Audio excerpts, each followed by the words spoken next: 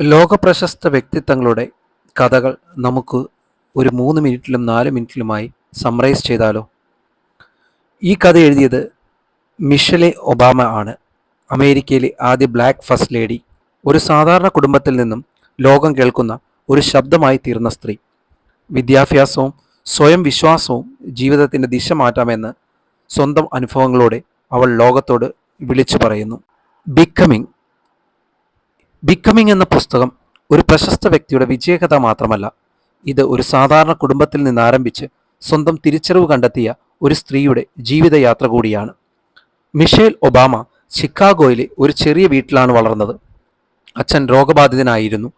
അമ്മ കുടുംബത്തെ ശക്തമായി നയിച്ചു.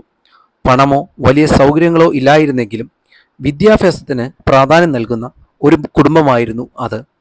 സ്കൂൾ കാലത്ത് തന്നെ മിഷേൽ ഒരു ചോദ്യം നേരിട്ടു: നീ ഇത്ര ഉയരത്തിലേക്ക് എത്തുമോ? അവിടെ നിന്നാണ് അവളുടെ ആത്മവിശ്വാസത്തിൻ്റെ പോരാട്ടം തുടങ്ങുന്നത്. കഠിന അധ്വാനത്തിലൂടെയും ശിക്ഷണത്തിലൂടെയും അവൾ പ്രിൻസ്റ്റൺ യൂണിവേഴ്സിറ്റിയിലും പിന്നീട് ഹാർവാർഡ് ലോ സ്കൂളിലും പഠിക്കാനെത്തി. പക്ഷേ വിജയത്തിൻ്റെ കൂടെ സംശയങ്ങളും ഉണ്ടായിരുന്നു. ഞാൻ ഇവിടെ പറ്റുന്ന ആളാണോ എന്ന ചോദ്യം അവൾ പലപ്പോഴും സ്വന്തം മനസ്സിൽ തന്നെ ചോദിച്ചു. തൻ്റെ കരിയറിൽ മുന്നേറുമ്പോഴാണ് ബറാക് ഒബാമയെ അവൾ പരിചയപ്പെടുന്നത്. അദ്ദേഹത്തിൻ്റെ ആശയങ്ങളും സാമൂഹിക ബോധവും അവളെ സ്വാധീനിച്ചു.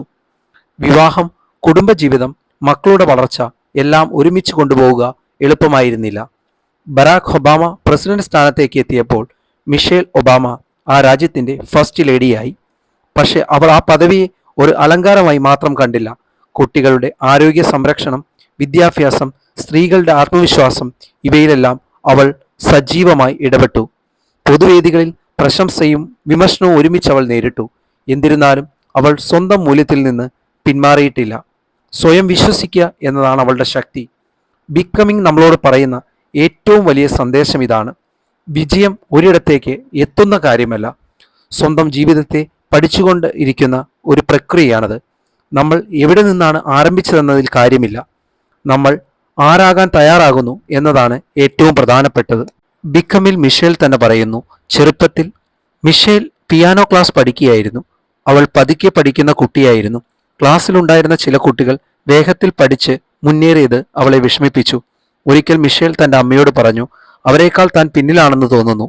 അപ്പോൾ അമ്മ മറുപടി പറഞ്ഞു, നിനക്ക് സമയം കൊണ്ട് പഠിക്കാം, പക്ഷെ നീ മധ്യത്തിൽ വിട്ടുനിൽക്കരുത്. അവൾ പഠിച്ച പാഠം ഇതായിരുന്നു: സ്വന്തം വേഗത്തിൽ മുന്നേറുന്നത് പരാജയമല്ല. ബിക്കമിങ് നമ്മളോട് ഓർമ്മിപ്പിക്കുന്നത് മറ്റുള്ളവരുമായി താരതമ്യം ചെയ്യാതെ സ്വന്തം വളർച്ചയിൽ വിശ്വസിക്കുക. സമയമെടുക്കാം, സമയം എത്ര വേണമെങ്കിലും എടുത്തോട്ടെ, പക്ഷെ അവസാന വിജയം നമ്മെ തേടി വരും. അത് നമുക്കുള്ളതാണ്.